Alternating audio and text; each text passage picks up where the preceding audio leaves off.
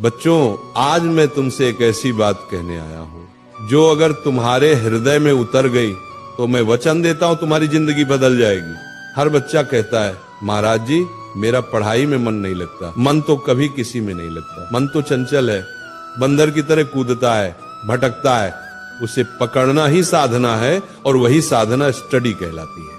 पर आज मैं तुम्हें 3 ऐसे सूत्र दूंगा जो अगर तुमने अपनाए तो मन भी वश में होगा और सफलता तुम्हारे चरण चूमेगी। लेकिन एक शर्त है, जो मैं कहूंगा उसे सुनना ही नहीं, जीना भी होगा।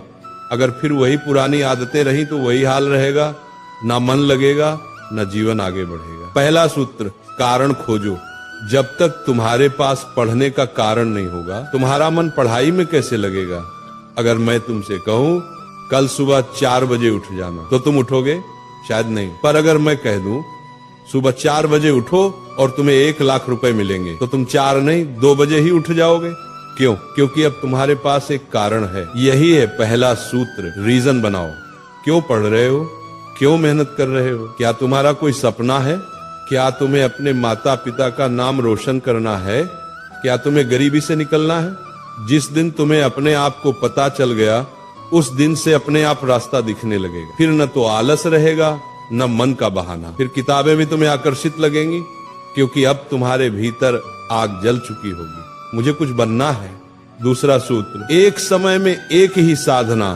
कई लोग कहते हैं हम मल्टीटास्किंग कर रहे हैं, पर सच ये है तुम मल्टी डिस्ट्रैक्टिंग कर रहे हो। एक समय में केवल एक ही काम करो। अगर पढ़ रहे हो तो सिर्फ पढ़ो, मोबाइल, दोस्त, बातें सबसे दूर रहो। एक कथा सुनो।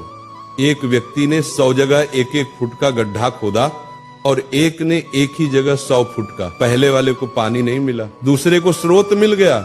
यही पढ़ाई में होता है। तुम रोज थोड़ा थोड़ा कई जगह ध्यान बांटते हो और कहते हो परिणाम नहीं आ रहे। ध्यान बांटने से फल नहीं मिलता, ध्यान केंद्रित करने से वरदान मिलता है। इसीलिए जब पढ़ाई करो तो वही तुम्हारी पूजा हो, वही तुम्हारी साधना हो। पढ़ाई के समय किताबें तुम्हारी माला बने, शब्द तुम्हारे मंत्र बने और एकाग्रता तुम्हारा ध्यान बने। तीसरा सूत्र, डिस्ट्रैक्शन ही पतन का कारण है।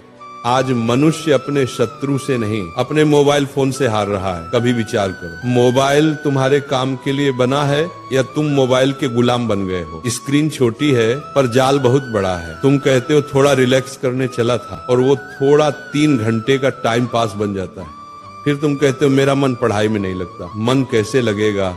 जहां ध्यान होगा वहीं ऊर्जा बहेगी।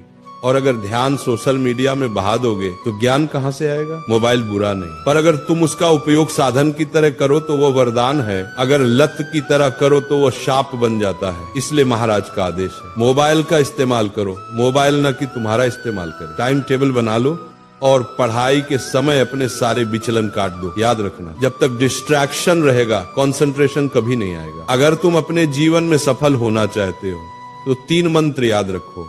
कारण खोजो, विकर्षण छोड़ो, एकाग्रता साधो। इन 3 सूत्रों पर चलो, फिर देखना तुम्हारा मन पढ़ाई में भी लगेगा और जीवन भी एक प्रेरणा बन जाएगा। क्योंकि याद रखना, जो मन को जीत लेता है वही संसार को जीत लेता है।